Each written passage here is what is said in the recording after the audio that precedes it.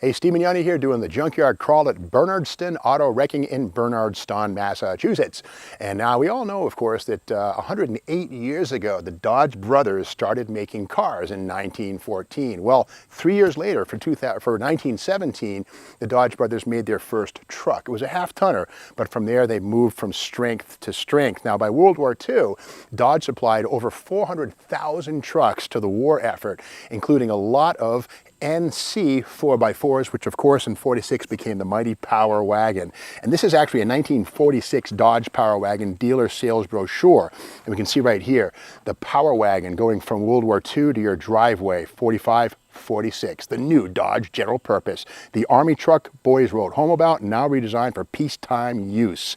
And the cool thing about the Power Wagon says, the truck that needs no roads. You gotta remember, the Power Wagon was four-wheel drive long before Ford or Chevrolet or GMC offered their own four-wheel drive trucks. In fact, at this point in time, if you wanted a Ford four-wheel drive, you had to get a Marmon Harrington or a Napco GM. Well, Dodge would sell you a four-wheel drive truck in the form of a Power Wagon. But we can't forget the heavy-duty and regular Dodge trucks. This is a 1955 Dodge six-wheeler. It's a 5-ton truck.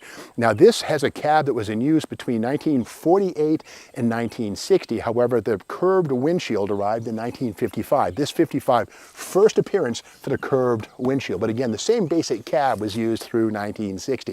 Now, 1954 was the first year that you could get a V8 right there in a Dodge truck. Previous to that, it was strictly straight 6s and straight 8s.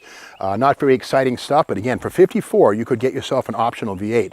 Now, this is the hood from this truck, and we see it has butterfly design, wherein you can open each side of it like this for easier access to the engine. Now, 1957, changed this to a one-piece hood with a cowl-mounted hinge assembly. So this went away for 57, but again, this was seen on pretty much all Dodge trucks going all the way back.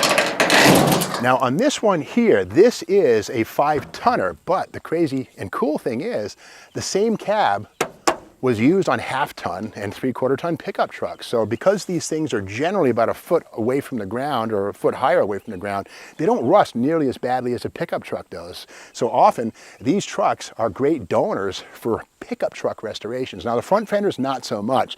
Now the fender itself is the same stamping as a pickup truck, but on a pickup truck, the front axle is much narrower. This is a 5-ton front axle. So for the extra track width on the 5-tonner, Dodge added these little bolt-on fenders.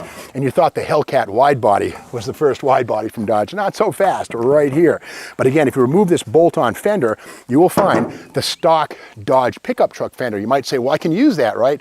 No, the thing is, these are stamped with a larger wheel opening with flanges, so it's not like the pickup truck fender is hiding behind this. If it was, these would be a great source, cab and fenders for half-ton pickup truck restorations. But again, this is strictly 5-ton stuff. Massive 6-lug hubs right there. Cast iron centers, split rims. Oh boy, these are a little spooky right here, these puppies. These things can explode if you're mounting them and don't know what you're doing. These are Dayton wheels right here, but Firestone and Kelsey Hayes also made these kind of wheels. But that split rim right there, when you air these up, you want to make sure the wheel is inside of a cage and that you've installed it properly. If you don't know what you're doing, these things can come apart with like, what, 40,000 pounds of pressure and make you an astronaut. But with that said, this truck, the engine is long gone, but you know, we often think about Dodge trucks today with Hemi engines. Well, right here, this had a Hemi. In fact, the folks here at Bernardston Auto Wrecking told me they pulled out the 354 Hemi this truck had. If you don't believe me, this is Willem Wertman's Chrysler Engine History 22 through 98. Now, Willem Wertman was one of the chief engineers on the Slant 6, the Max Wedge, the Hemi. Yeah, Wertman's still alive. Great guy. Lives out in California. But this is a book he wrote, and here it is right here. There it is, the Dodge Power Giant 354. Check it out. Dual carbs, but not like a Chrysler 300. Those are dual 1-barrels. Kind of weird. You wouldn't think that 2 1-barrel carburetors would have much place on anything, but there they are. That's the heavy-duty truck engine. Now, here's the thing. The Hemi, the 354 Power Giant, was not the only Chrysler truck engine with dual carbs. Years before, you actually had this thing here.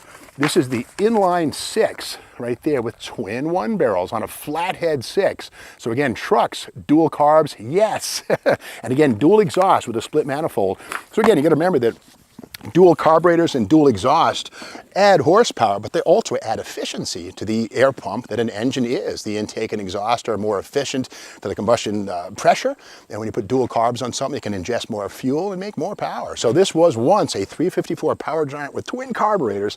That engine probably got pulled out and put in some kind of a hot rod, or maybe a rat rod with the twin carbs. But again, this is essentially, you know, the 55 Dodge truck, first year 4 wraparound windshield, and again, the job rated logo on the front fender we see over here was Dodge nomenclature all the way back to the Power Wagon days of 1946, job rated.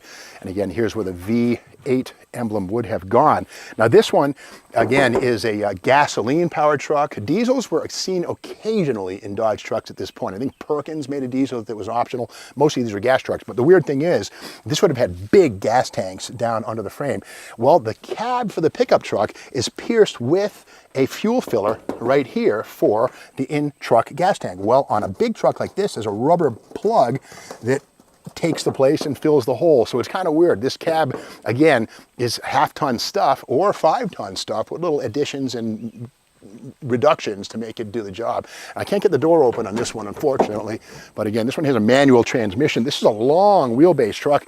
Kind of weird that it's playing host to a Chevrolet crew cab kind of a deal on top. But here's the rear axle. And again, it's a 2-speed rear axle on this one, but this was probably a box truck or something like that. Big leaf springs in the back, and undoubtedly served well for many, many years. But now, well, its heart's been stolen, used for a hot rod, and so it sits here at Bernardston Auto Wrecking. I can't say there's much of a future for the frame or the axles, but that cab might in the hood might find its way into a Dodge pickup truck restoration, 1955 through 60. This would be correct, although the cab will basically work on all the way back to a 1948 Dodge pickup truck. But again, these fenders are kind of flawed by the wide body kit, not just for Hellcats or, you know, demons, but there it is right there. The grille, this stuff here, yes, this is adaptable to a pickup truck, and it's in pretty decent shape. And again, this hood, the butterfly hood seen in its next to last year, 1956, that definitely works on a pickup truck. So it goes to show, when you see heavy-duty trucks in the junkyard, it's kind of sad to part them out, but they certainly can be good parts donors for half-ton and 3/4-ton pickup truck restorations. Now you know. If you like this video, be sure to subscribe to the Steve Mag YouTube channel, and stick around tomorrow. We'll be back with more.